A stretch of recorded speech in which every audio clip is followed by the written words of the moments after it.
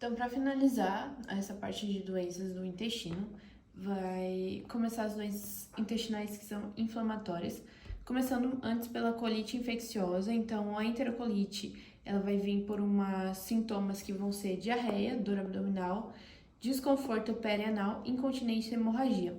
Ela vem principalmente por infecções bacterianas, então Escherichia coli, enterotoxigênica, e também ela vai vir pela salmonela, uma das principais causas, e a cólera.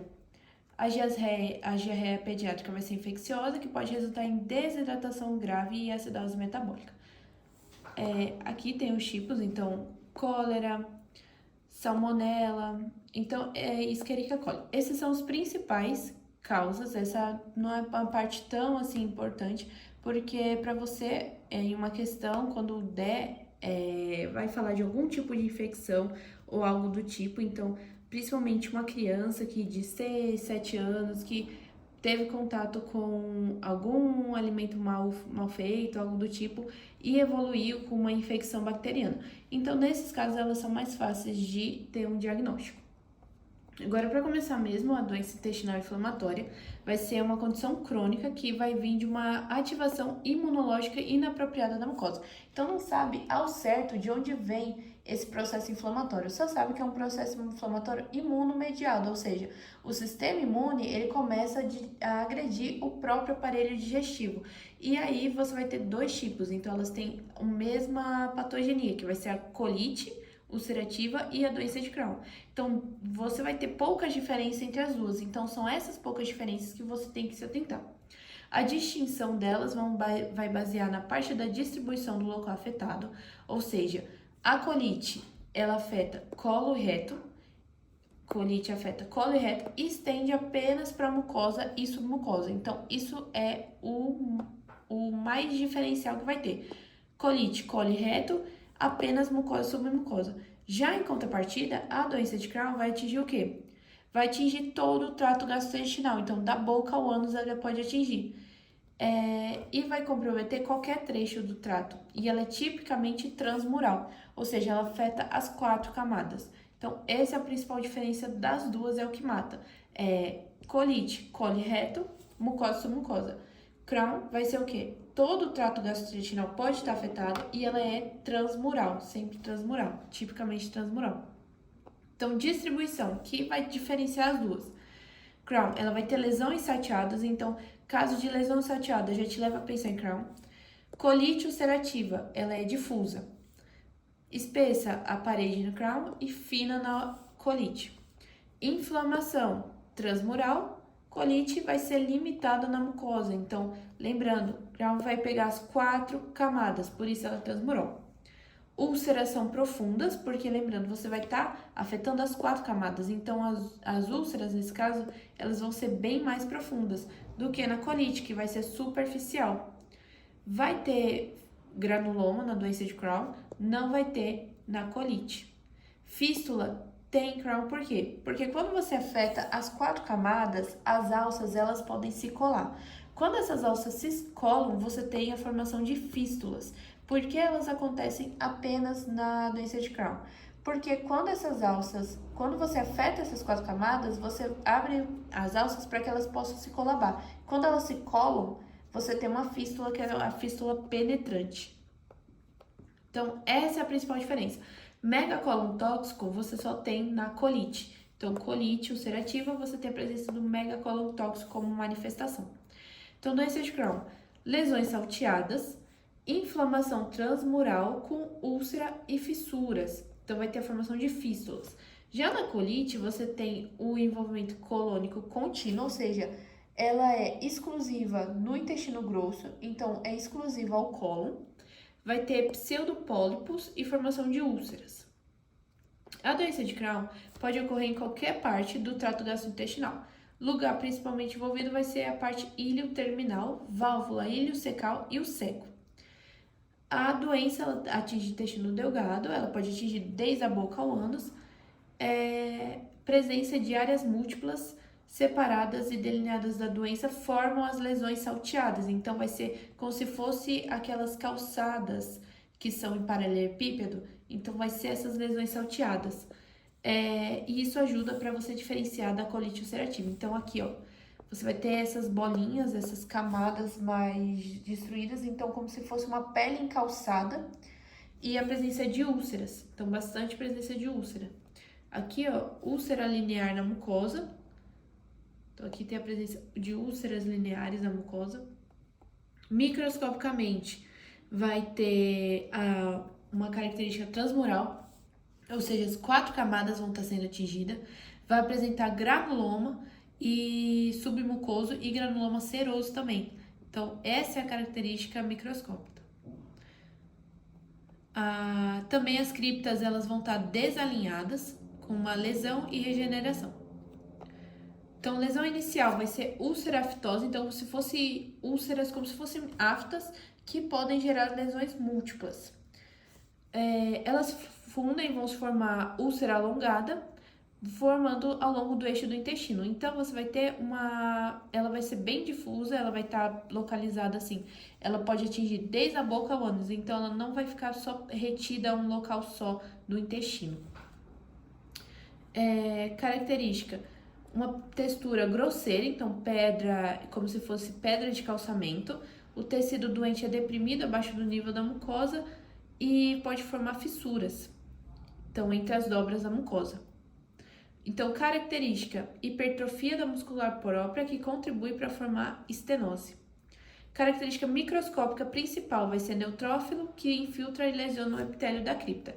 Atrofia de mucosa, que vai gerar as perdas das criptas, que pode ocorrer após anos. Então, quando ela se cronifica, você tem essa atrofia de mucosa que causa a perda de cripta. Então, granuloma vai ser do tipo não caseoso. Aspecto clínico. Então, como é a clínica? A clínica em si aqui não caracteriza muita coisa pra gente, porque o que vai diferenciar mesmo vai ser a endoscopia. Então, o que mata aqui é a endoscopia, para você saber do que tá falando.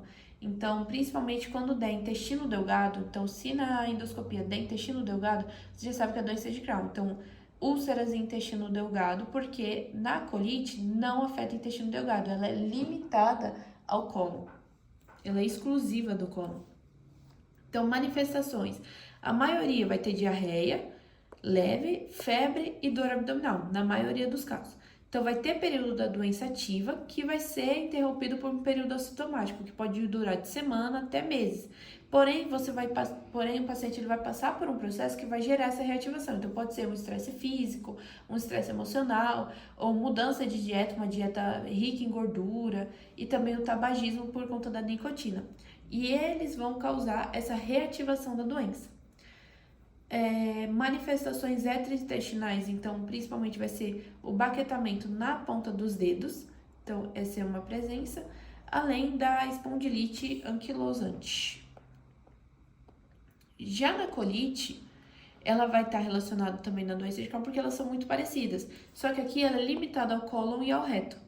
Manifestações extraintestinais, elas também são bem parecidas com a da doença de Crohn, só que aqui vai ter lesões na pele. A morfologia, então, ela vai ser dividida, então, macroscopicamente, ela sempre envolve o reto e se estende de modo contínuo para envolver parte ou todo o cólon, ou seja, do reto ela pode atingir intestino sigmoide, parte transverso, parte ascendente e ela não sobe até o intestino delgado, ela para, porque ela é exclusiva da parte do cólon. Quando atinge o colo inteiro, a pancolite, enquanto atinge esquerda, não se estende além do cólon transverso, também ela pode ter proctite ulcerativa, que é quando é na parte distal. O que você vai ver no macroscópico? Então, no macroscópio vai ter uma mucosa totalmente avermelhada e granular. Então, a mucosa, ela vai estar lisa e atrófica. E você também tem a presença de pólipos inflamatórios. Então, esses pólipos aqui, eles vão caracterizar pra gente que vai ser uma colite. A mucosa, ela pode estar avermelhada ou granular, vai formar protuberâncias que podem criar esses pseudopólipos. Então, você vai ter a presença desses pólipos, essas regiões, essas bolinhas aqui, que são causadas pela irritação perianal. Então, a mucosa ela fica inflamada e os vasos eles ficam dilatados. Então, o que acontece? Ela vai ter, como característica clínica, assim, também vai ter uma urgência em defecar, por conta dessa inflamação. Então, ela aumenta a frequência que a pessoa ela vai usar o banheiro. Então, ela pode até não defecar, mas ela vai sentir vontade por conta de toda vez que o bolo fecal ele passar por essa área, que vai estar colonizada por esses pseudopólipos, ela vai gerar uma urgência em usar o banheiro. A doença crônica, ela gera atrofia de mucosa, com uma superfície achatada e lisa, que não vai ter as dobras normais, então vai ser uma atrofia da mucosa. A superfície, essa borda em escova, ela fica achatada e lisa. A inflamação é mediador inflamatório pode sim danificar a muscular própria, e quando tem essa danificação da muscular própria, isso gera o megacolon tóxico, que vai gerar um risco de perfuração. Processo inflamatório é do tipo difuso e limitado a mucosa e submucosa. Então, lembrando, na colite é sempre mucosa e submucosa superficial. Não é igual a doença de Crohn, que é transmural. Em casos graves, tem destruição extensa de mucosa, que pode gerar úlcera que vai se estender profundamente na submucosa. Mas a muscular própria, ela quase nunca, então ela é raramente atingida. Não tem presença de granuloma. Então, nesse caso aqui, ele não tem presença de granuloma. Então, aqui no microscópio, você vai ver que a doença ela é limitada à camada mucosa, nesse caso aqui. E ela também pode gerar metaplasia. A colite, ela vai ter como diagnóstico ataques de diarreia sanguinolenta, então vai ter um aumento da necessidade de defecação. As cólicas, elas podem ser aliviadas quando tem a defecação, porque o bolo fecal no intestino, ele vai aumentar a inflamação. Então, quando essa pessoa ela defecar, essa cólica, essa dor que ela está sentindo vai ser aliviada. Só que nesse caso, ele pode, em alguns casos, esse ataque inicial que vai ser da diarreia sanguinolenta, ela pode ser grave, e nesses casos graves pode gerar uma emergência cirúrgica já. A patogenia, ela não se sabe ao certo, só sabe que é uma doença que o sistema imune ele ataca o próprio aparelho digestivo, então é uma doença imunomediada. Agora, uma questão para a gente ver como ela é cobrada. Então, mulher procura especialista, dor à evacuação com diarreia com sangue vivo, então uma diarreia sanguinolenta. Passa a evoluir, surtos, remissão da diarreia sanguinolenta com material, dor abdominal inferior, cólica, que são temporariamente aliviadas pela defecação. Então, lembra, quando esse bolo fecal ele está atingindo a mucosa do intestino, ele leva a essa cólica. Então, quando a pessoa ela defeca, ela tira esse bolo fecal e aí diminui um pouco a dor. Colonoscopia, mucosa retal edemaciada, sangrando facilmente ao toque.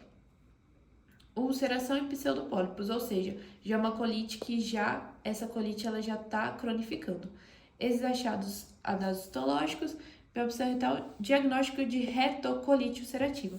Retocolite, ela está limitada ao colo reto, vai ter infiltrado inflamatório que está limitado à mucosa e submucosa, então ela é mais superficial. Agora aqui, homem, 32 anos, dor abdominal, cólica, diarreia de baixo volume. Afebril, amostra fecal positivo para sangue oculto, ou seja, não é uma diarreia sanguinolenta, teve que ver a amostra. Evolução da doença nas primeiras semanas melhorou, porém depois de 6 meses, ou seja, a doença melhorou, só que depois de um período de 6 meses, ou seja, teve uma reativação da doença, voltou com extensão da dor, então a dor ela se estendeu para a região perianal. Colonoscopia, várias áreas com edema, ulceração intercalada e salteada. Ou seja, essa ulceração que está salteada, então uma lesão salteada, difusa, já mostra pra gente o diagnóstico de Crohn. Área morfológica normal, microscopicamente, parte ulcerada, infiltrado inflamatório crônico e agrudo transmural. Só desse transmural aqui, e você juntando ulceração intercalada e salteada, atingiu intestino, que região perianal, intestino, você juntando os três, você já tem o diagnóstico de Crohn. Então, quando falar intestino, assim que falou intestino, áreas de ulceração salteada e transmural, para mim, só vem doença de Crohn. Criptas granulosas não caseosas. Por quê? Porque a doença de Crohn é uma doença inflamatória crônica granulomatosa não caseosa.